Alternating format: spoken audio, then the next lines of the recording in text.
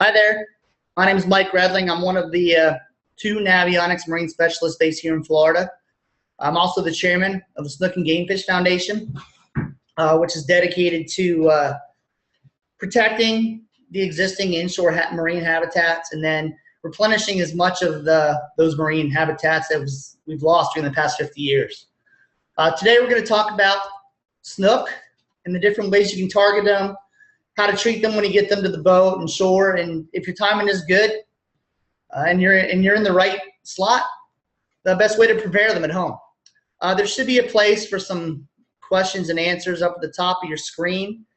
Feel free to type some questions in if I come across something that you have a question about. I'll try to get to it during the webinar. If I don't, I have all your email addresses and I can get to you afterwards. I'll email you the answers afterwards. So snook's always been a big part of my life. I grew up in Jupiter, which during the 80s when I was running around barefoot on the beach and doing all that stuff, Jupiter Inlet was known as kind of ground zero for big snook. I had a friend of my mother's who used to take those big, thick 1980s flip-flops, with the rubber soles that were like that. She would core out the rubber soles and actually turn them into like foam plugs and would fly fish with those off the jetty at the Jupiter Inlet and catch, 40-inch snook like nothing. It was just that kind of time back then. I remember another one of my memories from back then was I was 6 or 7 years old. My parents came in and woke me up about 2 o'clock in the morning, maybe 3, to take me next door to my grandparents' house to show me the 42-inch snook that my grandfather caught off the A1A bridge. And I remember, I remember I was like 6 or 7 years old. I'm wearing these teddy bear pajamas and groggy, but I remember him holding up this gigantic fish with the line down the side and just remembering it was really cool. So now I live in Jensen Beach, which I think, I fish out of the St. Lucie Inlet, which I think if you talk to a lot of people, they'll tell you that some of the bigger fish have kind of moved up and now reside up here in Jensen Beach. So this is an example of a St. Lucie River snook. Caught this it was July. It was, just up the river, laying on a log, hanging out, waiting for some bait to swim by, and we managed to pick it off. So it was a very good day. And I don't know how many of you are on here who live in Florida, but if you do, you know that snook are pretty versatile fish. They can live in freshwater, they can live in saltwater. There's even a small resident population in Lake Okeechobee. This picture here, it's a snook that I caught it was way deep in Everglades National Park. We were an hour or an hour and a half running time up inside the park. And it was Captain Ron Houston and I catching these snook and largemouth bass on alternate casts on topwater lures. It was one of my favorite fishing days ever. And it just goes to show you, snook, we were up there basically bass fishing. We were pulling snook off the walls as well. It was amazing. But, Everglades National Park, Lake Okeechobee, spillways are huge. When the spillways are dumping all that fresh water, go out there, throw some lures. There's always snook dumping in there. Large rivers throughout South Florida are going to have snook in them. Another place to look for them is the reefs. I've got a lot of friends that dive. And, they're diving on 50 and 60-foot reefs, and they say that there are just schools of big snook. And from the pictures I've seen, these are 35, 40-pound snook that live on these reefs and these wrecks. And, I fish a lot of these reefs and wrecks a lot, especially when I know there's snook there. I've never caught a deep water snook off of one of those wrecks. I don't know why that is, but, I've seen pictures. I know they're there, but they're big. And it's just another, you're looking from Lake Okeechobee to reefs that are 6, 7, 8 miles offshore. They're snooks. They're pretty versatile fish, as we described. This is, there's apparently a pretty decent resident population on bull shark barge here, just off of Stewart, out of the St. Lucie Inlet here in Stewart. Problem is, there's also a pretty good resident population of bull sharks, as that top right picture shows. This is actually taken at bull shark barge as it ate the bonita that we were dragging off the back. But so I haven't exactly jumped down there to check out the bull shark barge snook population.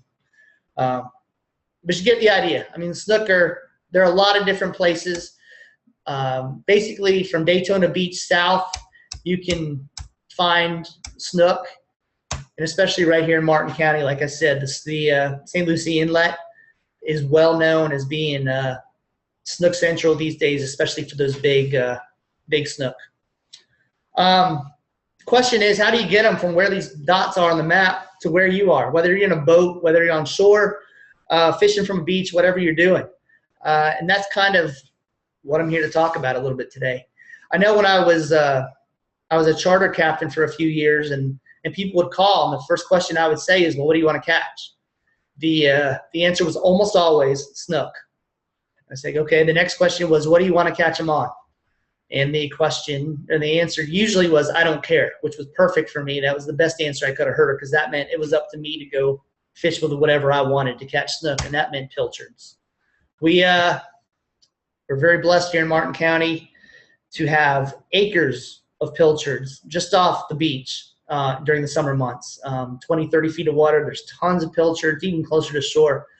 And it's a matter of just throwing the cast net a few times, netting them, filling up your well, and getting to wherever you want to, wherever you really want to fish. When I'm fishing with pilchards, I'm doing it with a circle hook through their nose, and I'm free lining them back down current, just keeping them in the current enough so that they're swimming, and free lining enough so that I know when something bites, it's there. Not that you generally have that issue with a snook, when a snook bites, but it's kind of the idea. Just kind of keep them swimming in the current, move them back a little bit, let them swim a little, move them a little further back. That's one of the ways I fish. The other way that we like to go about things is fishing docks. This is a whole different deal than the first way I was talking about. If I'm fishing pilchards, I'm still freelining them through these docks. I'm going to let them go back towards those pilings. I'm going to let them go towards that light. But I'm also going to up my line and my leader. I'm going to go to a 40 or 50 pound braid for my line, and maybe a 40-pound leader, still with a circle hook, still free lined. But the thought is, as soon as it bites my pilchard, it's heading right for that green boat, and probably the far side of that green boat.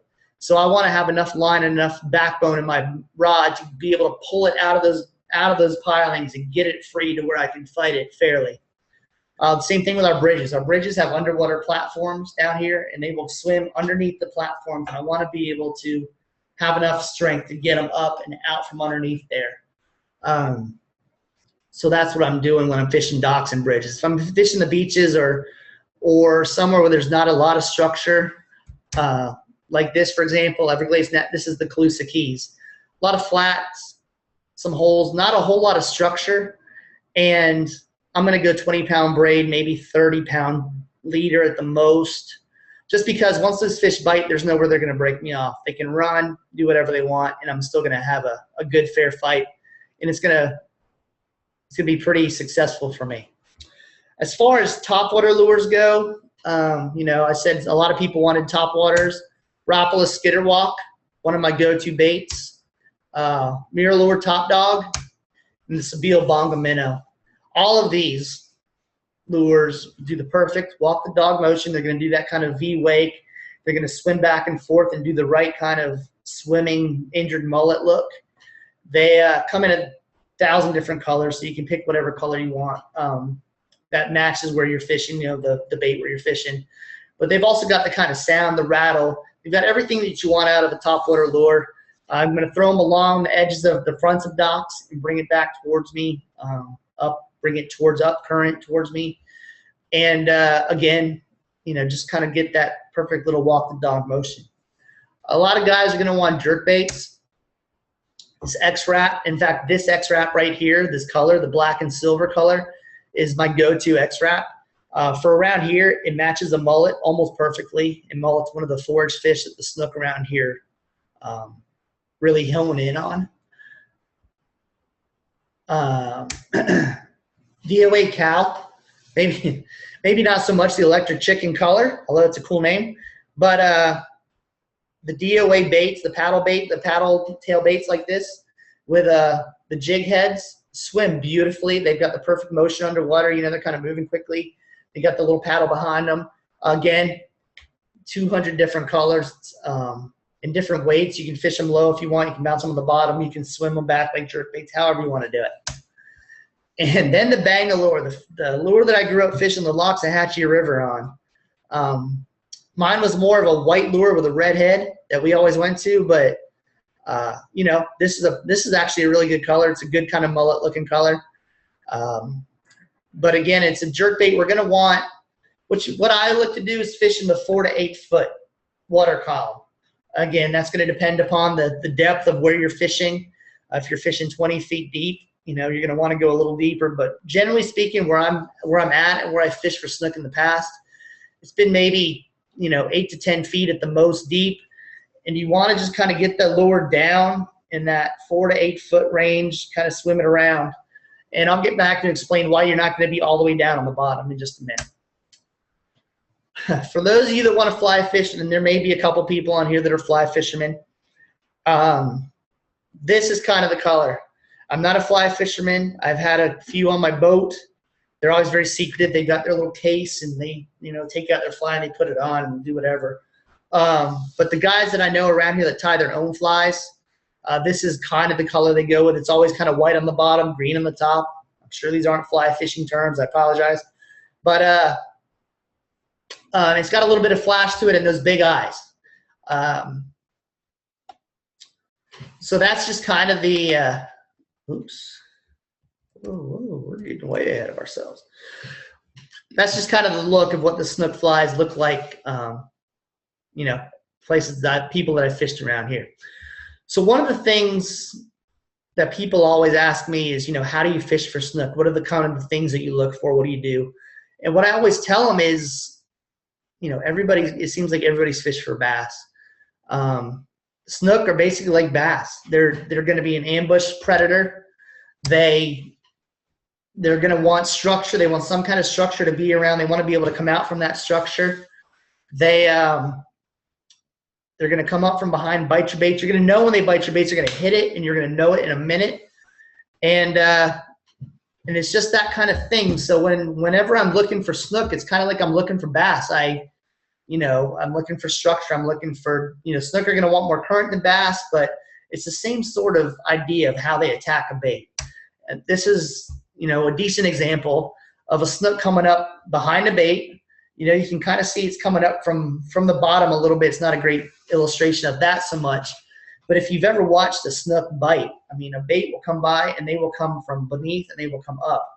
And that's why if you've ever been out on a dock, if you've ever been fishing a bridge, you know, especially in the summer, you will hear the push, push, that distinctive kind of snook pop. And what that is the snook coming up and hitting bait on top of the water, making that kind of splooshy, poppy sound. And that's what they're doing. They're hitting bait from below. So it's something important to remember. You know, you don't want to necessarily, and of course we've all caught fish bouncing a DOA cow or a bait buster off the bottom, and that's fine. And they'll come around every now and then and pick them off. But most of the time, especially when you're fishing during heavy fishing times, they want to be able to come up under it or from behind it and hit it that way. The other thing they're going to want is current. The number one key to snook fishing is current. I mean, I don't necessarily look at the tide charts when I go out fishing. I go past the first piling, I look down, tide's going this way, so I know the tide's going out. So, you know, you go to your going out spot. Looking at this one, going this way, tide's coming in, you go to your tide going in spot. It doesn't matter which way it's going. You just want it going one way or the other. If you ever come across a school of snook, especially in the summer, again, when the spawning is happening and they're all kind of grouped up, you're going to see they're all faced into the current. Whichever way the current is, they're faced that way. Slack tide comes, they're going to kind of disperse. The tide starts going the other way, they're all going to come back and they're going to be facing the other way. It's one of the most important things when it comes to snook fishing, I think, that you can look for. That and some structured docks, logs underwater, you know, rocks, you know, mangroves, whatever. The current is going to be the key because they want to find that structure, they want the current, and they want to be able to kind of to lurk around in it and wait for bait to get washed by. It's the same thing with your topwater baits. You're going to want to fish them, throw them up, bring them back with you along with the current or against the current so that they come, there's a snook sitting here looking this way. You want your bait to come this way, back up current. You want it to look like a mullet or, a bait fish struggling against the current because that's what snook are used to seeing. What they're not used to seeing is sitting there in the current and having a mullet swim right at them. It doesn't happen. A mullet will see them 200 feet away and go the other way. They do not come right over their head. This happened to me a couple of months ago fishing the troughs on the beach. We saw, I saw two snook right in the trough, right off the beach. They were small, maybe 18, 20 inches, but right off the beach. And you throw your lure because that's what you do. You throw your lure, you're going to catch it, and you're bringing it back towards the snook. And what it does is they're swimming and your lure's coming, and it spooks them. Totally that's not what they want to see. They want the bait to come over their heads so they can look up and come up and get it. They don't like it swimming at them. It's not natural. And I spooked those two fish without even really thinking about it. Spooked them. So it's just something to think about, the current and the way that snook naturally see bait approach them. It's not right at their faces. Even mullet are smarter than that. All right. So we've got our current, we've gotten our bait, we know what we're doing. We finally hooked a snook. The thing jumped all over the place. Its gills are all flared out. It's made a run. This one in particular made a run straight for that beach, which is over by the House of Refuge in Stewart. Whatever. Runs around, get it back to your boat, you get it back to the beach. It doesn't really matter where you get it because all of a sudden you just caught a snook. Now there's a couple of things you're going to want to do that are going to make your snook experience a whole lot better and more fun for everyone. You're going to want to subdue it. And you're going to want to remove the hook. It's not a snook, I admit. Snook have a lot less sharp teeth than that. But you get the idea. They're getting the hook out of the mouth. You're going to want to take a quick picture. Quick being the key word there. We'll get into that in a minute. And you're going to want to release it. This one got released into a cooler. But you're either going to release it back into the wild or you're going to release it onto a bed of ice. However you want to do it, as long as you're in the right season and it's in the right slot, whatever you want to do. I'm going to go real quick through these step-by-step just to kind of talk about the right way to go about it. Subduing it. First of all, snook don't have teeth. They're big and bad and mean. They'll ambush anything. They'll eat anything. They have no teeth. They are a 100% suction, slurp it in, swallow it predator. So when you go to subdue a snook, all you got to do is grab it by the lip, right? No problems. Remember, their lips are going to have a little bit of sandpaper. It's kind of like, I don't know, where are we at now? 3-day stubble. A lot like a largemouth bass. Just a little sandpaper there. But what you're going to remember, and this is huge, whether you're dealing with a snook, a tarpon, a bass, any kind of fish that you're going to grab by the lip, remember this. As soon as you touch its lip, like make contact with his lip, that thing is going to thrash all over the place. Just be prepared. Know that going in. Know when you go to grab it by the lip, grab it aggressively and hold on. Just like this, nice and hard. What it's going to do is thrash around for a few seconds. That's fine. 2-3 seconds isn't a big deal. But what happens is if you've got a loose grip on it and it thrashes around, it's going to throw that hook and it's going to get away. Seen it happen. Probably have had it happen to me, although I tend to block out those memories, so I'm not going to exactly admit to that just yet. But just grab it, expect the thrash. Well, after like 2 seconds, it calms right down. It's no problem. You can take the hook right out, not an issue. The other way that a lot of people go about grabbing or subduing their fish is they'll reach over the gunnel of the boat and they'll grab the fish up under the jaw. They'll like slide down their gill plate to get under the jaw and they'll grab it and lift it up, which is all well and good if you're dealing with an amberjack. If you're dealing with a snook, you don't want any part of that. Because one of the best things, other than that beautiful line down the side that snook are known for, is a razor-sharp gill plate. There's several plates on their gills that if they touch your hand, your finger, your fishing line, anything at all, it's going to slice it open in a second and you're going to bleed all over it. So just, if you're going to be adventurous and really kind of grab it by the jaw, You can do that. I know a couple good doctors, but it's really a lot easier just to grab them by the lip, kind of hold them in the water while you're doing it, take the hook out. Just make sure you have them subdued to take the hook out, or to, you know, slowly pull them in the boat, however you want to do it. Of course, once you catch them and you've got them by the lip, you're going to want to take a picture. Now, what you're going to not want to do when you take your picture is that. There's a, you're also going to not want to do that, by the way. There's a kind of an upswelling, I guess, of chatter among biologists, researchers, just the last 10 or 15 years about, you know, does holding a snook like this hurt it? A lot. There's a feeling that grabbing a snook, holding it up like this, and, you know, especially a big 25, 30 pounder where you're holding it like this, body weight pulls on it, and without you realizing it, you're dislocating a couple of their vertebrae. You're dislocating their jaw. Again, without even realizing you're doing it. You're just, I mean, think about it. You're holding a 30-pound fish that's not used to being out of the, you know, buoyancy of water. Now you're holding it up in, you know, gravity, and everything's pulling down on it. So there's a feeling that when that happens, sometimes you release the fish, it swims away, no issue, and 3 or 4 days later it dies. It's called cryptic mortality. You know, I've talked to one of my good friends is Captain Mike Holliday, fishes here in Stewart, fished here for 35 years, one of the best guides around. And his point was that if these fish were dying of cryptic mortality, you'd be able to walk across the St. Lucie River on the backs of their carcasses, which is a pretty good point. There's a lot of fish caught around here. A lot of people taking pictures like that, you know, in the past.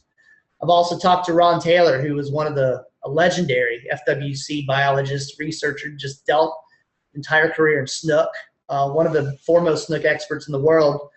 And his point to me was, you know, I don't know if they're dying from being held like this or not, but there's enough evidence that, you know, why would we even bother to try? Just, you know, it's so much easier to hold them like this. You know, the way that biologists are saying or advising is to hold them again by that lower lip. It's the best handle on the fish, and support their body with your other hand.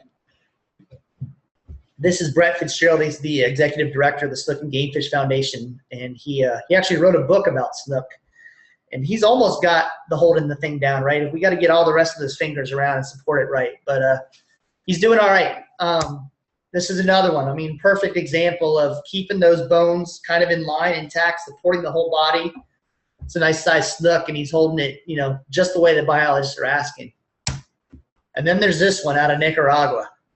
I'm not even sure how to tell you how to support this fish properly other than get your knee up underneath it, because that is a pig of a snook. It's awesome. So just an idea. I know a lot of people, you know, we go with the classic holding the snook by the lip and dangling them around, and bass are the same way, you know, that's fine. But, you know, I just wanted to let you guys know about some of the more preferred methods, I guess, for when it comes to handling bigger fish like that. And this, we talked about the release. If you're going to release them into your Yeti cooler, you're going to want to know the slot limits and regulations, because FWC takes these things very, very, very, very seriously.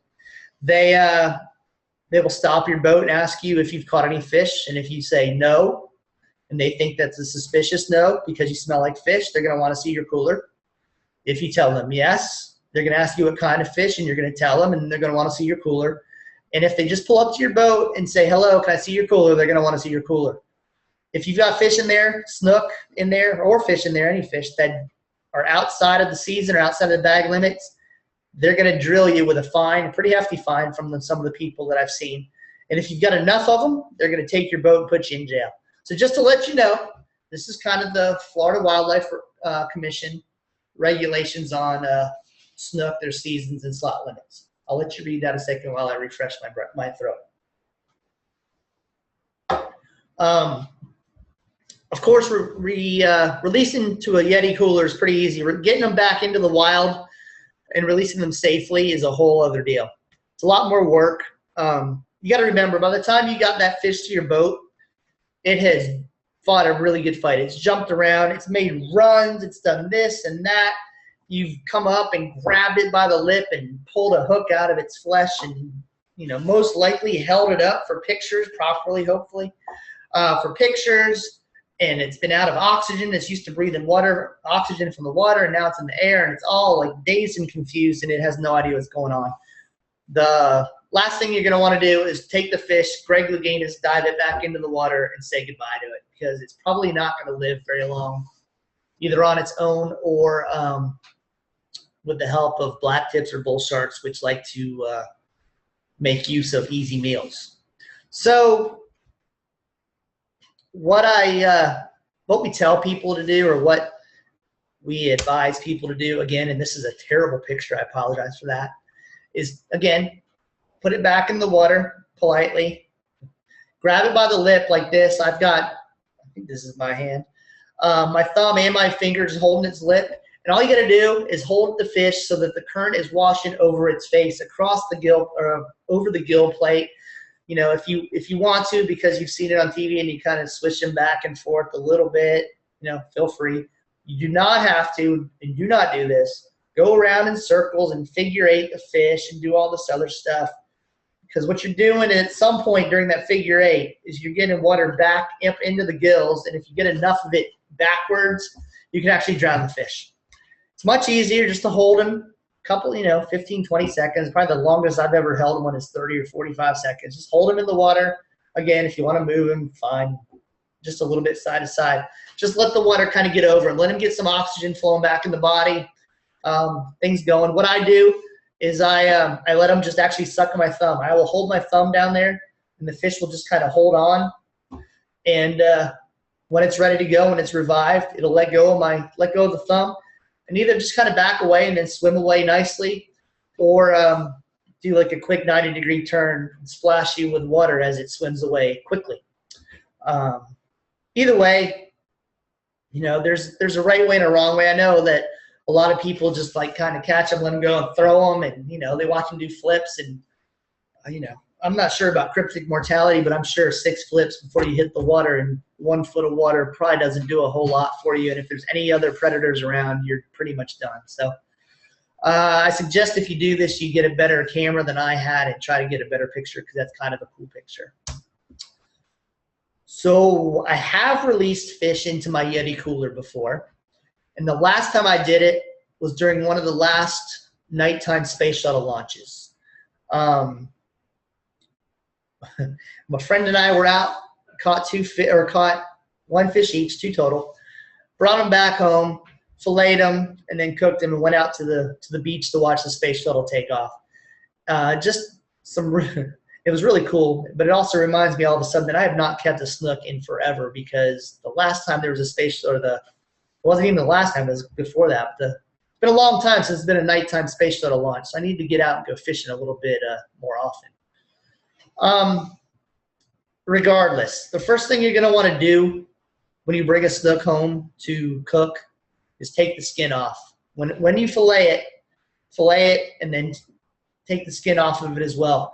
For the longest time, early 1900s, 1940s, 50s, people would catch snook, and any bathroom in the Keys will show you pictures of gigantic snook. They were keeping these snook and cooking them, but they were cooking them with the skin on.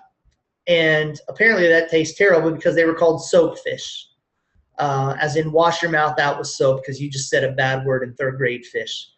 So they were catching them for sport and then killing them, because that's what you do.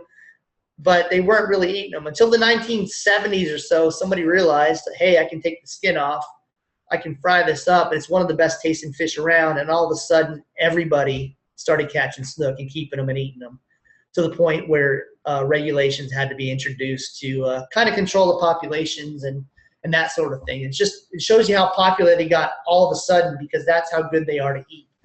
I grew up eating snook, not a lot. It was a treat in my house.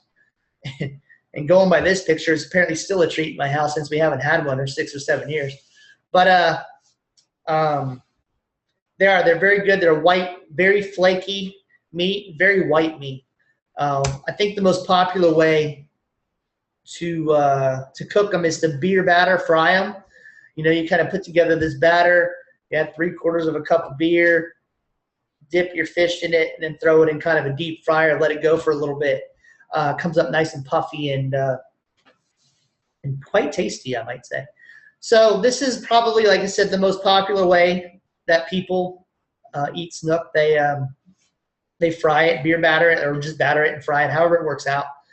The way that we did it this way, and then with the other fish on the space shuttle night that we went out to the beach and sat in lawn chairs and may or may not had beer with our fish. I don't remember. It was late.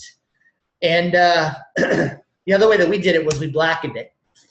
And again, this is easy. You can be super fancy and make up your own kind of blackening seasoning. Or you can do what I did. Go to your grocery store, buy a jar that says blackening seasoning on it. If you want, you can even get one that says New Orleans, so it looks really authentic, and just coat your fish with it. Get a skillet or like a pan, melt some butter in it on pretty medium-high temperature. Throw the blackened fillets in there, and they're not going to, they're fairly light. They cook pretty quickly. You get it in there, kind of flip it once or twice, get it to where it's cooked through, and the blackening will be beautiful. It's one of the best blackened, I've had redfish and some, blackened grouper and dolphin and all that other stuff. But the snook was one of the best blackened fish I've ever eaten. It was really good. It was the first time I'd ever had it like that, and it was really worth it. So it's just an idea. I don't really have a whole lot else. I was trying to make this kind of a quick overview. We talk about some ways to target the snook, the topwaterers, and the pilchards. Pilchards are the key. Fish down current. Always make sure you're fishing down current and keeping your bait kind of up above where the snook want to be, because the snook are going to come up and hit them. Again, look out for the structure. If there's a lot, up your line test, things like that. If anybody has any questions, please feel free to enter them in now. If I don't get to them now, I will email you. I've got all your emails. If you've got any questions afterwards, please feel free to email me. There's my email right there on the screen. About anything, snook, bluefish, redfish, bass, any kind of fishing or any kind of anything in Florida that you need to know about marine-wise, please feel free to let me know. I'm around whenever you need. Again, thank you for joining me tonight. I appreciate you all stopping by. I will talk to you later. Have a good night.